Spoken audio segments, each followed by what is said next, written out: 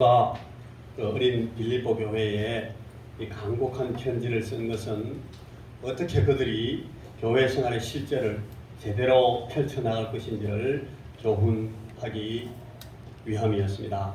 우리가 지금 다른 교회 그리고 우리 개개인들이 이 교회 안에서 정상적인 성도로서 어떻게 사는 것이 맞는가 하는 것을 우리가 다 잘 알지만 주의 말씀을 통해서 하나하나 다시 짚어보고 있는 가운데 있습니다. 이 빌립보서에 쓴 주제의 가장 우선적인 내용은 교회의 하나됨을 위한 가르침입니다. 교회가 하나이다 하는 사실을 우리가 알고 있습니다만 어떻게 교회가 하나가 되며 왜 하나인가, 그리고 나는 그 하나 안에서 어떤 사람인가, 어떤 성도인가 하는 것을 이 빌립보서의 말씀을 통해서 이해하게 됩니다. 이 독특한 식민도시 빌립보에 세워진 교회, 그런데 그 교회에 내우 외환이 있었으니 밖으로는 끝없는 적대자들의 박해가 핍박에 직면해 있고 안으로는 아주 안타까운 내분에 빠져 있는 교회였습니다. 많은 교회들이 이런 상황인데 이 빌립보에 있는 교회에 바울이 편지하는 내용을 보면 빌립보 교회가 이런 어려움에 빠져 있는 것을 알 수가 있습니다. 그래서 빌립보서 1장 28절 29절 보니까 바울이 믿음 안에 굳게 서라 그렇게 간단히 권고하면서 오직 너희는 그리스도의 복음에 합당하게 생활하라. 이 생활하라 하는 것이 그 빌립보 도시에 아주 좀 미묘한 그런 정치적 상황에 빗대어서 너희는 그리스도 복음에 합당하게 정치하라 하는 말이라고 제가 설명을 해드렸습니다. 한 마음과 한 뜻으로 복음의 신앙을 위하여 협력하라 하는 말씀입니다. 우리가 지금 한 마음이 아니고 한 뜻이 아니라서 이런 말씀을 하는 것이 아니라 지금 이 우리가 한 마음, 한 교회, 하나의 교회가 되기 위해서 이 말씀이 우리에게 이렇게 주어져 있다. 제가 지금 그렇게 설명하고 있습니다. 이 복음에 합당하게 생활하라 하는 말씀, 이 복음에 합당하게 라는 것을 설명하는 세 가지의 그림 언어가 거기에 나왔음을 봤습니다. 우리가 무엇을 어떻게 해야 하는지를 보여주는 그림들입니다. 생활해 나가라, 정치해 나가라 하는 그 말은 빌립보의 그 정치적, 사회적 상황을 그린 그림이라 그랬습니다. 그리고 너희들이 서로 협력하라. 마치 그 럭비 선수들이 줄을 맞춰가지고 같이 어깨를 맞대고 밀고 나가는 것처럼 한 팀으로서 팀워크를 가지고 운동 경기하는 것처럼 그렇게 협력해라. 그리고 너희들이 굳게 서라 하는 이 두려워하지 말고 서라 하는 말씀은 운동 경기가 아니고 이 로마 군인들의 전쟁, 이 작전 용어라고 제가 그렇게 설명을 해드렸습니다. 우리가 이 마음에 이 말씀들을 한 포인트로 요약하면은 복음에 합당한 공동체를 이루어 나가라 하는 교훈이라고 우리가 이 말씀에 봤습니다. 그래서 1장 29절의 요쯤에는 그리스도의 은혜를 나누어받은 너희들은 교회는 믿음과 고난을 함께하는 공동체로 세워졌다라고 바울 사도가 우리에게 말씀하는 것을 들었습니다. 자, 2장으로 들어오니까 바울 사도는 복음에 합당한 공동체를 세우기 위해서 그리스도인 각자가 행할 이 구체적인 행동 지침을 하나하나 우리에게 주고 있는 것을 봅니다. 제일 먼저 4가지, 너희들이 복음에 합당한 공동체를 세우기 위해서 하나의 교회가 되기 위해서는 이 4가지를 꼭 해야 된다. 바울 사도가 말하는 그 첫 번째는 같은 생각을 가지라. 제가 이 얘기를 길게 할 수가 없습니다.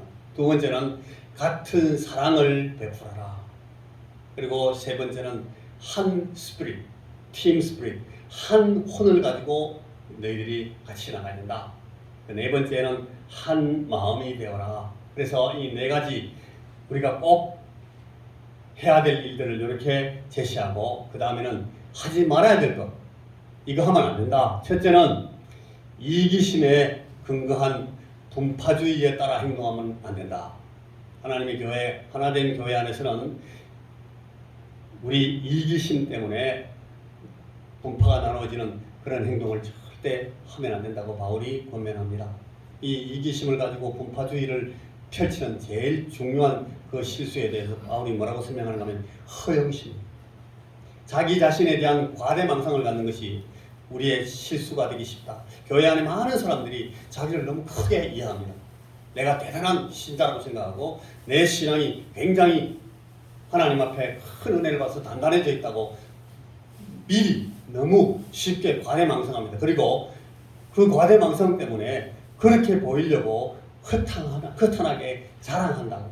그걸 바울 사도가 조심하라고 분명합니다. 두 번째, 이기심에 근거한 분파주의 대신에 겸손한 마음을 가지고 남들을 자기보다 더 낫게 여기라고 분명합니다. 그래서 남들을 자신보다 더 낫게 여기기 위해서 함부로 다른 사람을 낮추는 거 하지 말아요. 그리고 세 번째는 각자 자신들의 것만 돌아보는 거 하지 마라.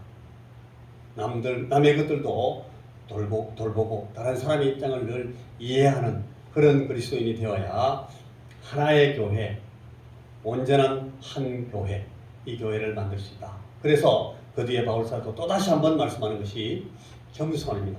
겸손, 이 겸손함을 따라 사는 것이야말로 놀라운 구원을 누리는 그 구원을 누리면서 교회 안에서 체험하는 방법이라고 했습니다.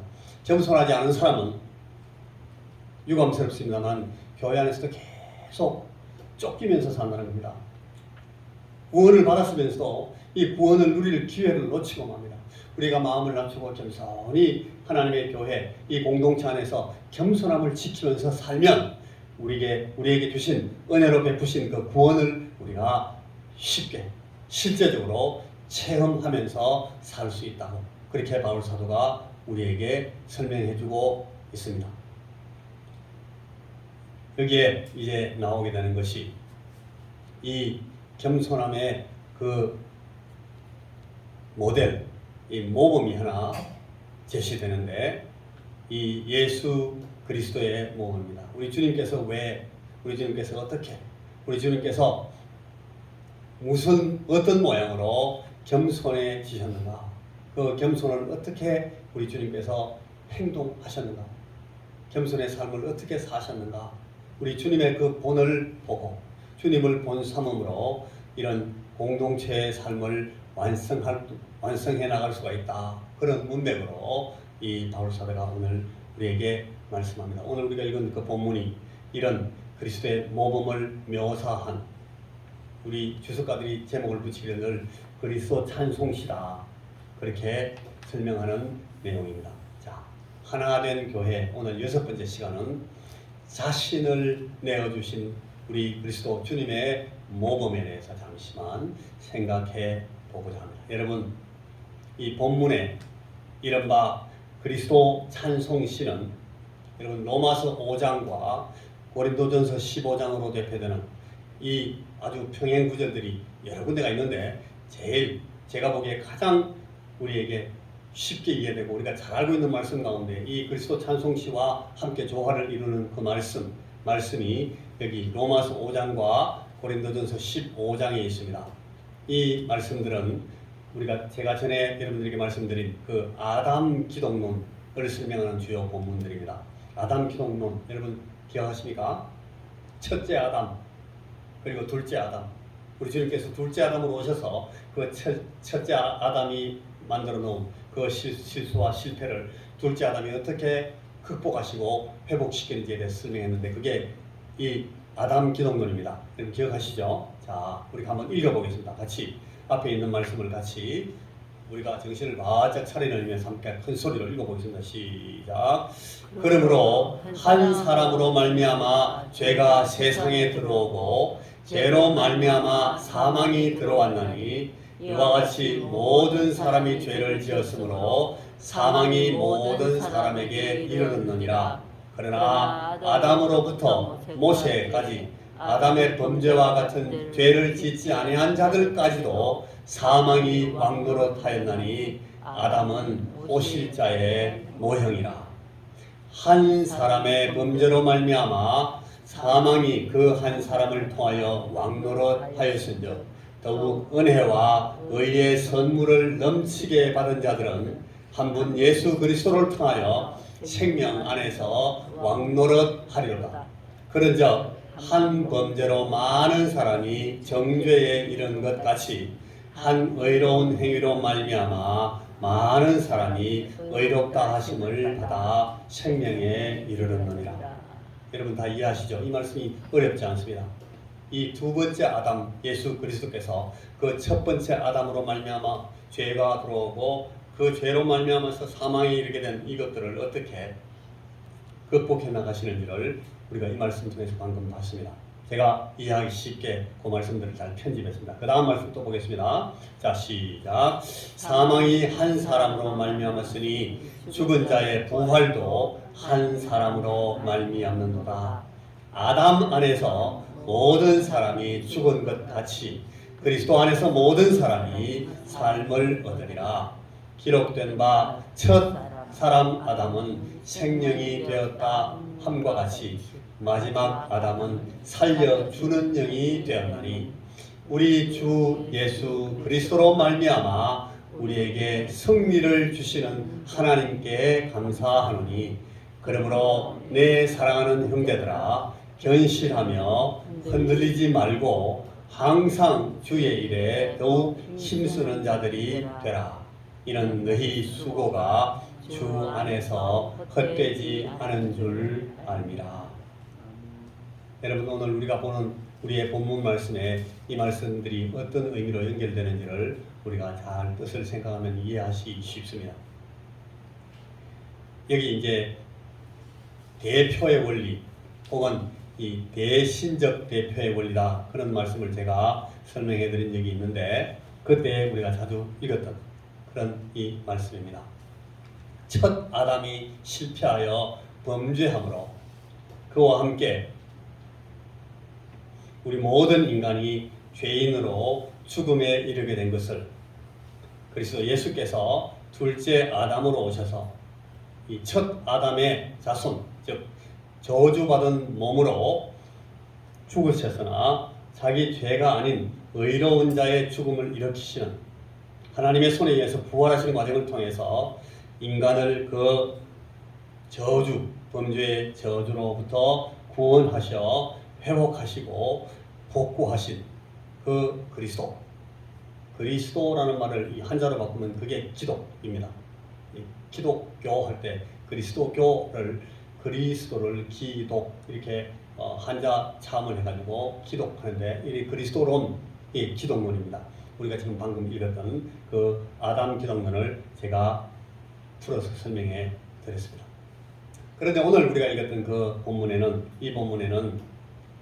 이 성경에 이런 본문이 아니면 거의 볼 수가 없는 그런 쓰임새를 가진 어구들이 각 절마다 몇 개 나오고 있는데 이 본문을 묵상하는 누구에게든지 얼른 보기에도 요 단어는 굉장히 중요해 보인다. 참 심오한 뜻을 갖고 있는 단어구나. 그렇게 보이는 단어들이 많이 나오고 있어요. 자, 한번 볼까요? 6절에 보면은 하나님의 본체시나 할 때 이 본체라는 용어를 쓰는 그 형체 그 다음 절에 또 나오기 때문에 거기 제가 형체 이게 이제 헬라어로는 모르페라는 말인데 여기에 형체라는 말이 우리가 뜻을 이해할 필요가 있습니다. 7절에 보면은 예수께서 자기를 비우셨다. 이거는 케노시스, 이건 케노우온 하는 말로 되어 있는데 케노시스, 자기를 비운다.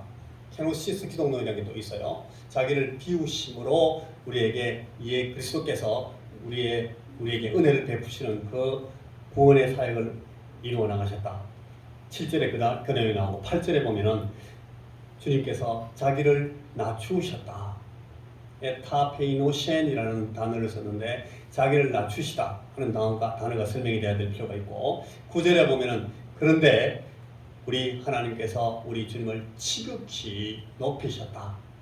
이 높이셨다라는 말에 강조를 붙여가지고 지극히 높이셨다. 그렇게 말씀하는 그 구가 나옵니다. 10절에는 그래서 모든 무릎들이 온 우주에 속한 모든 존재의 무릎들을 예수께 꿇게 했다. 예배하게 했다. 그게 10절에 나오고 11절에는 그래서 모든 자들이 예수 그리스도는 내 주님이다. 큐리오스, 나의 주시다 라고 시인하고 고백하도록 만들었다 하는 말씀이 오늘 그 본문에 쭉 나옵니다. 이게 우리 주님께서 자기를 낮추어 겸손해지시고 그리고 대역전을 이루시면서 그 겸손의 결과가 어떻게 되는지를 하나님께서 어떻게 만드시는지를 보여주는 그런 본문으로 이 그리스도 찬송시 이 빌립보 2장 6절부터 11절의 말씀이 우리에게 지금 펼쳐져 있습니다. 이 말씀의 내용이 이렇습니다. 그는 근본 하나님 자신의 형체이시지만 자기를 비우셔서 종의 형체를 가지시고 자기를 낮추셔서 하나님이 그를 지극히 높여 모든 무릎을 예수의 이름에 꿇게 하시고 모든 입으로 예수 그리스도를 주라 시인하여 하나님 아버지께 영광을 돌리게 하셨느니라. 그렇게 이 말씀이 연결되어 있다. 자, 여기 모르페라는 형체라는 말은 하나님의 본질, 하나님의 본질을 담아내는 틀이라는 뜻입니다. 하나님께서 하나님 자신의 형체, 자신의 형상 그 자체인 그리스도를 통해서 하나님 자신을 나타내셔서 우리로 하여금 자신을 알도록 하십니다. 그러니까 이 예수 그리스도가 하나님 계시의 절정입니다. 하나님을 예수 그리스도처럼 보여주신 분이 세상에 없습니다. 하나님을 통해서 예수 그리스도를 통해서 우리가 하나님을 보게 되고 알게 됩니다. 그러니까 그리스도는 하나님의 형상으로서 하나님을 드러내시는 분입니다. 리빌러, 계시자입니다. 그래서 거기 형체라는 말이 나오고 그 다음에 비우셨다라는 말은 이 신성의 존재가 신이신 분이 인간이 되셔서 시간과 공간의 제약 속으로 들어오심을 말합니다. 우리 주님께서 시간에 한정되시고 공간에 한정되시면서 시간과 공간이 이 옥죄는 그 존재로 내려오셨다는 겁니다. 여러분 여기 지금 시간과 공간이라는 용어를 썼는데 우리가 당하는 모든 제약이 사실은 저 두 가지에 의해서 주어집니다. 이 시간과 공간의 제약 속에 묶이셨다 하는 것은 하나님, 신, 이 시간과 공간을 창조하신 분이 도무지 당할 수 없는 일입니다. 그런데 이분이 그 제약 속으로 자기를 밀어넣으십니다. 인간의 가난한 처지에 참여하심을 뜻합니다. 그리스도께서 우리 인간들의 운명에 동참하셨다는 겁니다. 그걸 위해서 그가 스스로를 비우셨다는 것을 말씀하시려고 합니다. 자, 그 다음에 낮추셨다라는 말은 그리스도께서 자기를 비우신 결과로서 낮아지시는데 그 낮아지심, 그 비하의 절정은 십자가에 못 박혀 죽으심입니다. 오늘 우리가 예배를 시작하면서 준비하는 찬송부터 예수님께서 십자가를 지시고 자기를 낮추신 그 부끄러움 가운데 들어가신 그것이 이 낮추심이다라는 우리가 묵상을 하면서 시작했습니다만 예수님께서 죽으신 것이 우리를 위한 대속의 죽으심이기 때문에 바울은 자신의 모든 이 신학적 초점을 이 십자가 죽으심에 맞춥니다. 그러니까 예수님이 우리에게 이 복음서를 통해서 소개되는 부분과 그 뒤에 사도행전 이후에 그 로마서부터 시작되는 이 바울의 이 신약, 바울의 말씀들, 바울로 통해서 주어지는 이 계시들이 설명하는 그 초점이 달라지는데 예수님이 오셔서 예수님이 죽으시고 부활하신 그 일들 가운데 이 바울은 십자가의 신학, 십자가의 죽으심에 바울 자신의 모든 신학적 초점을 맞춥니다. 이 바울의 신학과 그 예수의 신학, 여러분 신약 성경이 통상적으로 신학적으로 설명할 때 예수와 바울 그렇게 말합니다. 신약 성경의 내용을 신학적으로 잘 살펴보면 우리 예수님께서 하시는 말씀 그리고 예수님에게 집중되어 있는 내용과 이 바울 사도가 그 예수님의 삶을 설명하고 이해하고 바울 자신에게 내려온 그 예수님의 계시를 재해석해서 우리에게 보여주는 그런 신약으로 나눠져 있는데 이 바울 신학의 부분들은 전부 그 예수님의 십자가 죽으심에 집중해서 설명되고 있는 걸 볼 수가 있습니다. 그것은 예수님의 낮추심을 우리에게 계속 반복해서 설명하는 그런 설명으로 반복됩니다. 예수님이 낮아지셨습니다. 십자가에서 죽으십니다. 그래서 구절을 처음에 보니까 그러므로 그러니까 그 앞에 나온 그 내용들을 그러므로 하면서 반전시켜서 이제 또 몇 말씀을 하시는데 지극히 높이셨다라는 말씀. 이것은 하나님께서 그리스도 예수께 모든 이름 위에 뛰어난 이름을 주셨다라는 것을 나타내면서 만물의 창조주로서 오늘 우리가 굉장히 자주 부르지 않는 찬송을 예배 시간에 불렀는데 여러분 그 찬송 굉장히 놀라운 위대한 찬송 중에 하나입니다. 하나님의 창조하심, 창조주 하나님이심을 찬양하는 그런 찬양곡을 우리가 예배에서 늘 쓰는데 하나님의 하나님 되심, 하나님의 영광, 하나님의 그 위엄 이런 것을 찬양하거나 그 다음에 우리 하나님께서 우리를 위해서 베푸신 그 구원 우리 주 예수 그리스도 우리 성령께서 그 구원을 어떻게 우리 안에서 이루어 나가시는지를 찬양하는 그 찬양곡을 우리가 예배 시간에 씁니다. 그리고 그 하나님께서 역사하시는 그 역사의 가장 중요한 하나의 국면을 찬양하는 찬양의 가사가 늘 하나님의 창조 혹은 하나님의 재창조에 대해서 찬양하는 것인데 오늘 그래서 우리가 그 예배 소송을 부릅니다. 조셉 하이든이라는 유명한 이 고전파 우리 음악가가 작곡한 그런 오라토리오 가운데 나오는 천지 창조 오라토리오 가운데 나오는 이 찬송이었는데 여러분 자주 안 불러서 게다가 제가 또 이걸 빨리빨리 안 해가지고 처음에 큰 찬송을 잘 못 불렀는데 여러분 그 다시 나중에 여러분 개인적인 자리에서 그 찬송의 가사를 한번 잘 읽어보시면서 묵상하시면서 찬송하시기 바랍니다. 놀라운 그림이 펼쳐지는 그런 찬송인데 여러분 이 예수님께서 모든 이름 위에 뛰어난 이름을 가지신 것은 이 만물의 창조주로서 우리 주님이 창조주십니다.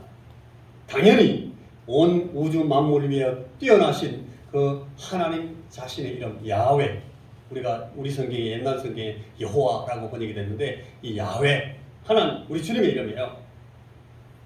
이건 히브리 성경에서 아도나이라고 불렀고 주 그죠? 이걸 헬라어에서는 큐리오스라는 그런 이름으로 번역이 됐는데 이 이름입니다. 우리 예수님께 이 이름이 다시 붙여집니다.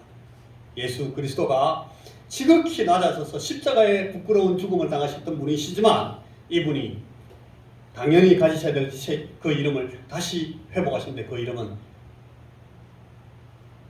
하나님의 이름과 주권을 위임받았다는 그런 의미가 함축된 것으로서 지극히 높은 이름으로 다시 복귀하셨다. 그래서 만물은 하늘에 사는 천사들이나 땅 위에 사는 모든 인간들 심지어 땅 아래에 있는 악령들까지도 이 예수의 이름에 무릎을 꿇어야 됩니다. 예배한다는 겁니다.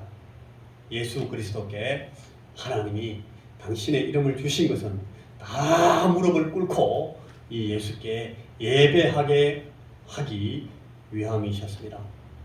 그래서 하나님께서는 우주의 모든 존재들이 주 예수 그리스도를 예배하면서 그들의 혀로 예수 그리스도가 큐리오스 주님이시다. 예수 그리스도가 주시다. 라고 부르짖게 하신 것입니다.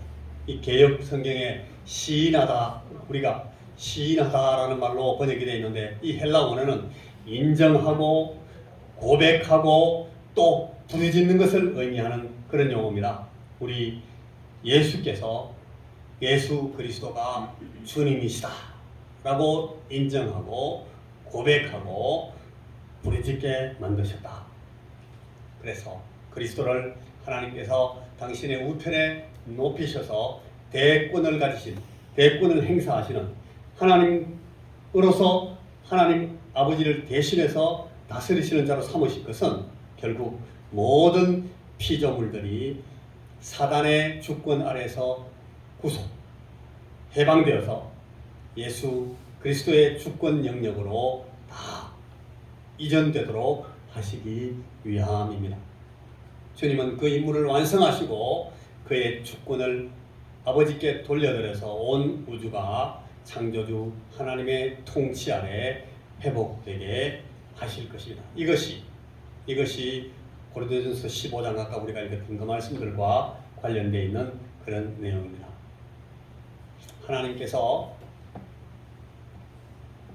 십자가 죽음에까지 스스로 낮추시고 순종하신 그리스도를 자신의 우편에 높이셔서 자신의 이름을 주시고 자신의 대리자로 삼으신 것은 바로 주 예수 그리스도를 우주평정, 이런 우주평정의 일꾼으로 삼으신 우주평정의 임무를 완성하시는 자로 우리 예수님을 삼으신 결과입니다.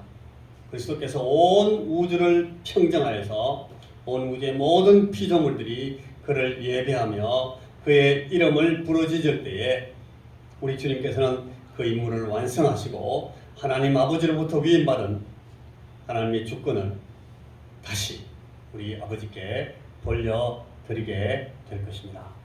그래서 이것이 오늘 그 본문의 마지막 구절에 보는 것처럼 궁극적으로 하나님 아버지의 영광을 위한 것이다. 그렇게 설명합니다.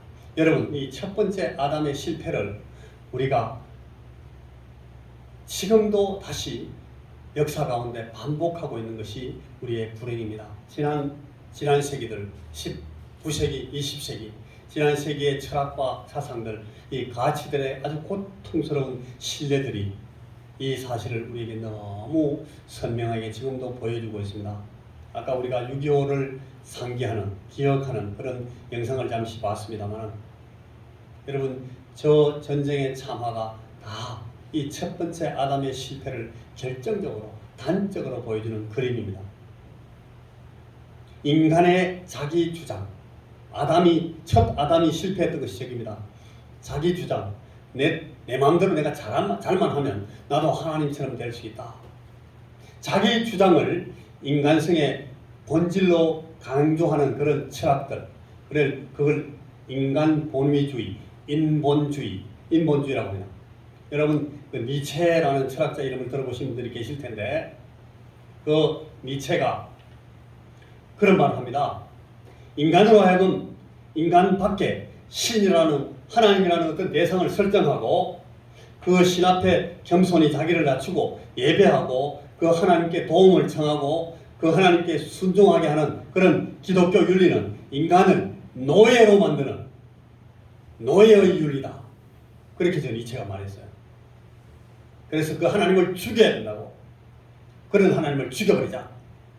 독일의 철학자 니체가 그렇게 얘기했어요. 그러면서 인간이 스스로 자기 힘의 의지를 가지고 자기 자신의 문제를 해결하는 자가 되어야 진정한 이 주체적이고 자유로운 인간이 될 수 있다. 니체의 철학의 핵심이 그겁니다. 무시무시한 얘기죠. 그런데 저 철학을 그대로 믿고 답습하고 그 철학을 머리에 가득 채워가지고 자기 마음을 가득 채워가지고 그걸 정치화시켜서 정치 프로그램으로 만든 사람이 히틀러라는 사람입니다. 자기 주장을 성공적으로 할 수 있는 그 부족, 그 족속, 자기가 속한 그 아래안족, 이 독일 사람들 가장 위대한 족속이니까 이 독일 종족이 우월한 종족으로서 지배받아야 되는 그 천한 종족들을 전부 지배하면서 질서를 잡아야 된다. 그래서 이 온 세상을 낙원으로 만들어야 된다.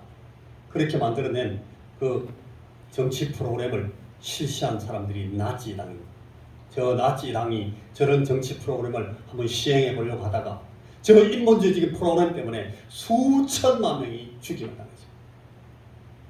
수많은 인생들이 20세기에 살상을 당했는데 그 가장 큰 재앙이 바로 인간을 우상화하고 인간성을 파탄시키고 인본주의에 빠진 사람들이 어떤 재앙을 갖고 오는지를 저 히틀러의 나치가 보여주고 있습니다.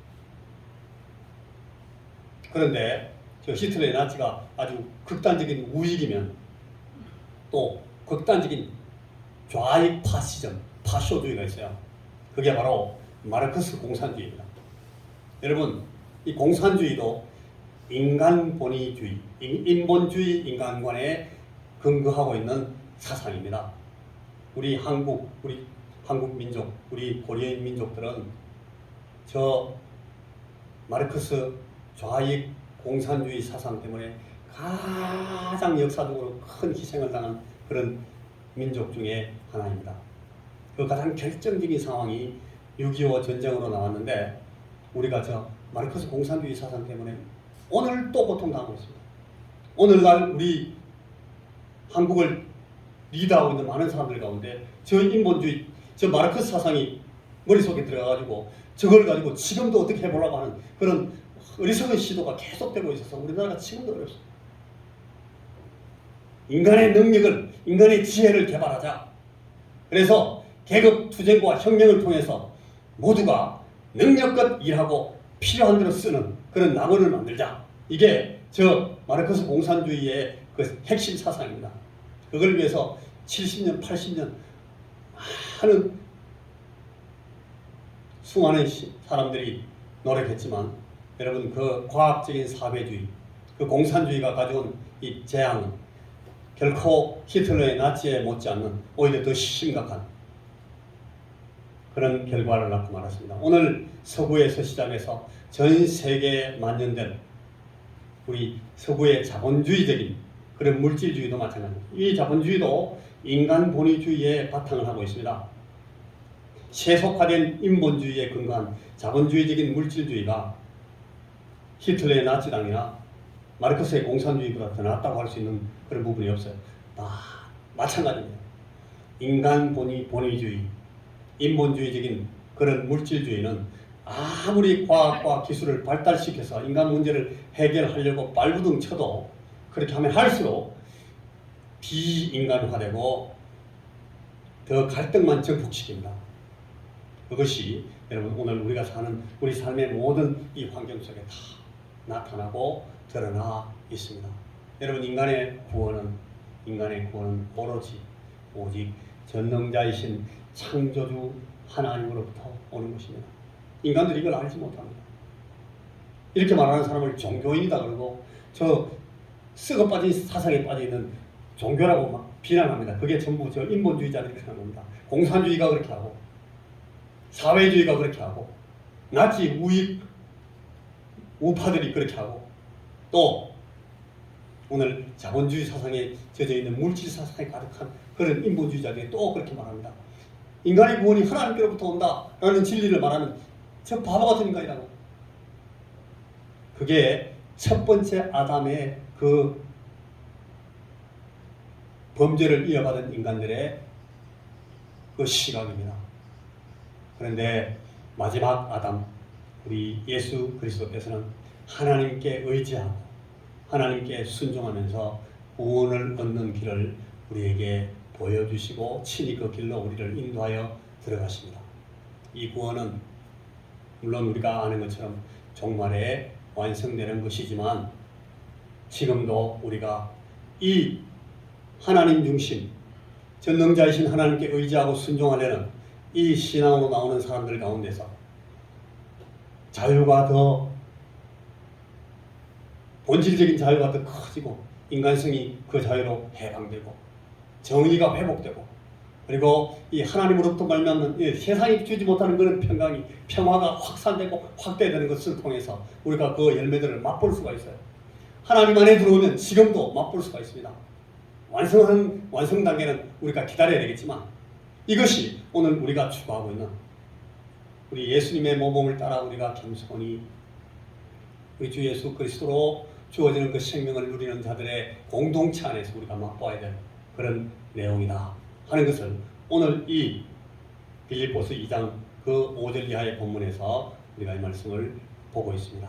그래서 오늘 이런 말씀 때문에도 우리 그리스도인들의 과제가 있습니다. 우리는 그리스도의 복음을 효과적으로 선포해서 우리 교회 안에서 바르게 가르쳐서 사람들로 하여금 아담적인 인본주의를 다 버리고 하나님의 은혜에 의지하고 하나님의 주권에 순종하는 그런 삶을 살도록 도와야 됩니다. 그런 삶을 살기 위해서 우리가 노력해야 됩니다. 우리 자신의 삶에서 그런 삶을 맛볼 수 있도록 애써야 됩니다. 내가 어떻게 다른 사람들이 이런 삶을 맛볼 수 있도록 도와줄 수 있을까?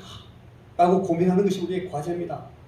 오늘 우리가 오후에 이런저런 모양으로 의료 봉사를 하는 것도 전부 저런 사명 때문에 우리가 애쓰는 겁니다. 우리가 어떻게 이 세속주의적인 인본주의 세계 속에서 인간의 자기 주장하려는 의지를 제약하고 하나님과 이웃의 겸손과 섬김의 삶을 살도록 우리의 문화를 바꾸고 우리의 제도를 바꾸고 우리의 삶의 형태를 바꾸고 우리가 그런 것들을 모범으로 보여주고 우리가 희생하면서 그런 일들을 우리 삶의 이 환경 가운데서 시행해 나가도록 하고 하는 것이 오늘 우리 교회에 주어진 가장 근본적인 선교의 사명이다 하는 사실을 우리가 오늘 이 말씀 앞에서 다시금 확인해야 됩니다. 겸손과 자기 희생적인 사랑으로 교회 공동체의 하나됨을 이루라는 이 권면을 하는 맥락에서 오늘 이 그리스도 찬송시를 우리가 읽고 있습니다. 첫 아담적인 그 허영과 교만으로 자기 주장하려고 하는 그런 마음을 가지고 공동체 안에서 살지 말고 우리 교회 안에서 저렇게 살 수 있다는 거예요. 그러지 말고 종말의 아담인 그리스도와 같이 자기를 비우고 자기를 낮추고 순종함을 본받아서 이 공동체를 세워나가라 하는 교훈이 오늘 이 바울서가 우리에게 주고 있는 주님의 말씀입니다. 예수 그리스도의 복음에 합당하게 생활하여 하나된 공동체를 세워나가십시오. 겸손히 자기 희생의 사랑으로 한 마음이 되어야 됩니다. 주님께서 이 모범을 우리에게 제시하고 계십니다. 이러한 공동체의 삶을 통해서 하나님께로서 우리가 구원을 누리면서 경험하면서 살 수가 있습니다. 인간의 구원은 오직 전능자이신 창조주 하나님으로부터 온다. 예수 그리스도는 하나님께 의지하고 순종하여 우리에게 구원 얻는 길을 제시하시고 우리를 인도하셨습니다. 우리가 이 주님의 모범을 따라 겸손히 우리의 삶을 이 주님이 머리 되신 교회 공동체 안에서 살 때에 오늘 바울이 빌립보 교인들에게 겸손과 자기 희생적인 사랑으로 교회 공동체의 하나됨을 이루라는 권면을 우리가 이루어 나갈 수가 있습니다. 우리 주님 앞에 오늘 우리가 이런 공동체의 삶을 통해서 우리의 구원을 누리며 나가야 되겠다 하는 사실을 마음에 정돈하고 작정하면서 우리가 이 말씀을 기억하시기를 바랍니다. 기도하겠습니다. 하나님 아버지, 우리 주님께서 보여주신 그 삶의 모범을 우리가